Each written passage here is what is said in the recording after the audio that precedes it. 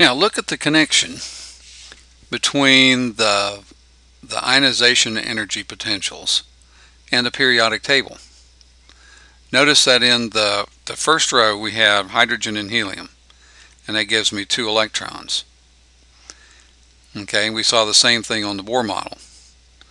In the second period we've got 8 electrons, third period we have 8 electrons, fourth is 18, next one is 18, next one's 32. Now how in the world did we get 32?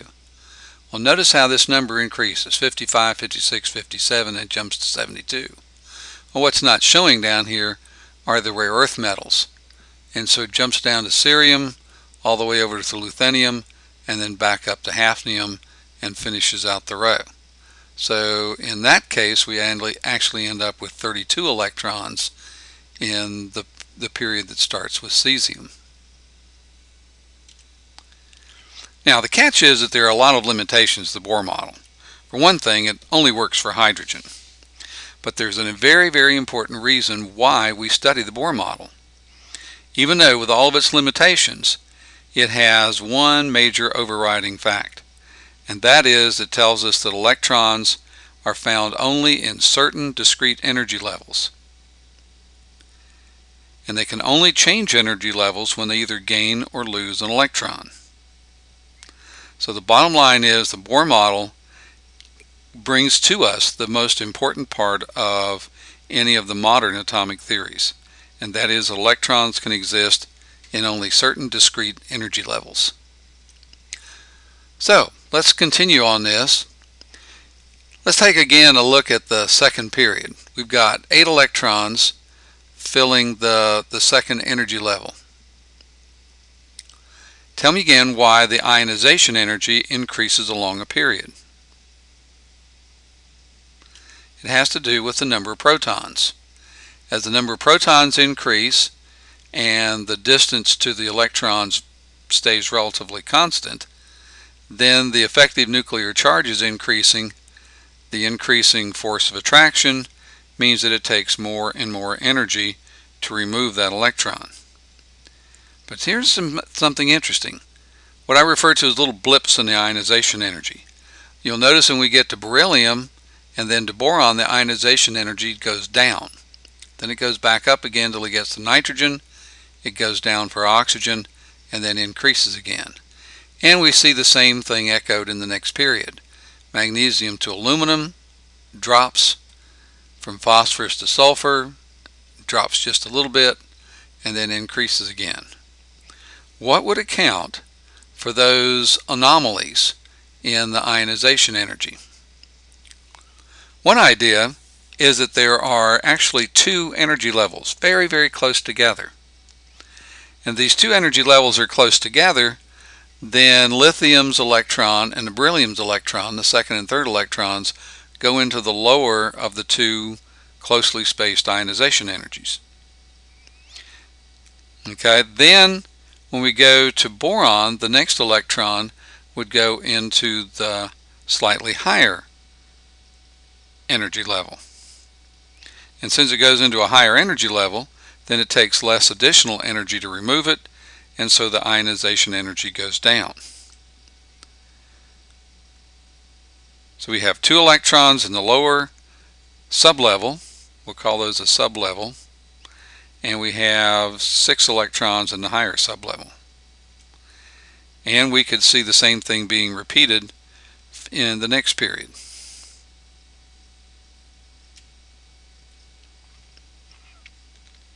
Now when we get to the Bohr model, there were basically just a few energy levels, starting with the lowest energy level where the electron, the hydrogen electron in the ground state would be located, and then it could be elevated to a higher energy level.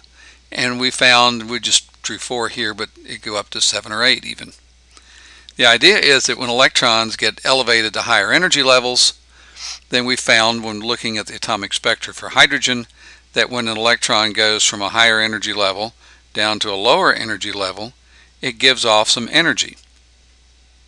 In the case of going from the 4th energy level to the 2nd energy level, the electron gives off the energy that is the difference between these two, and that corresponded to light, blue-green light, with a wavelength of 486 nanometers. Okay, but here's the problem. Remember we said that this only works, that the hydrogen spectrum is the only thing that can actually be explained with the Bohr model.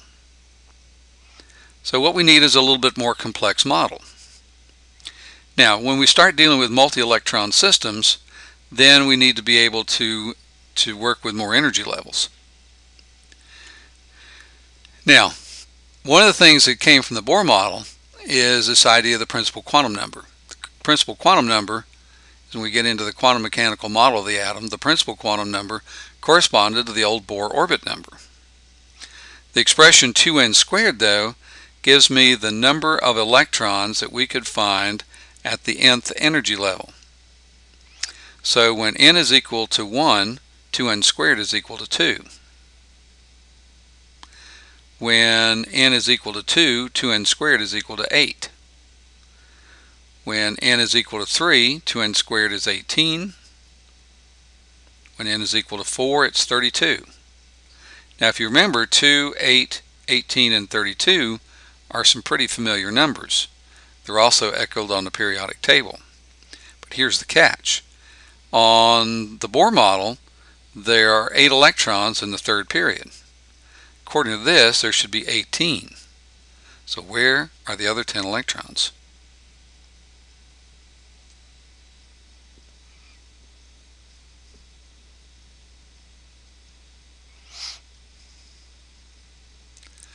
Now, one of the things that comes out of the quantum mechanical model is the idea that each of these energy levels can be subdivided into 1, 2, 3, 4 sublevels. And so the first energy level isn't subdivided at all, but the second one is. The second energy level is split into 2 energy sublevels, such that the average energy is pretty close to what it was originally. Notice that the third energy level splits into 3 sublevels. Here's something interesting. When the fourth energy level, we get to the fourth energy level, you'll notice that it splits into 4 energy levels, but the lowest of the energy sublevels from the fourth level is actually lower in energy than the highest sublevel from the third energy level. Easiest way to keep track of all this is to label them. And to do that, we use the letters S, P, D, and F. Originally, these letters came from spectroscopy, and they referred to lines: sharp, principal line, diffuse line, or a fundamental line. Well, somewhere along the line, no pun intended, the letter designation kind of shifted from describing lines on the atomic spectrum to describing lines in the energy level diagrams. And so what we find then is that we have S lines, or S energy levels, and P sublevels, and D sublevels, and F sublevels. Now, in addition to the letter designation, we also add in the principal quantum number, which corresponded to the original Bohr orbit number. So the first energy level, Bohr orbit number 1, with a principal quantum number of 1, is simply referred to as 1s. We get to the second energy level, split into 2 sublevels. We refer to those as the 2s and the 2p. The third energy level, we have the 3s, the 3p, and the 3d. Fourth energy level, we have the 4s, the 4p, the 4d, and the 4f. Now, how many electrons would you find in each of these sublevels? Notice, remember that this is the number of electrons that we would find in the nth sub-energy level. So how are they distributed between the S and the P?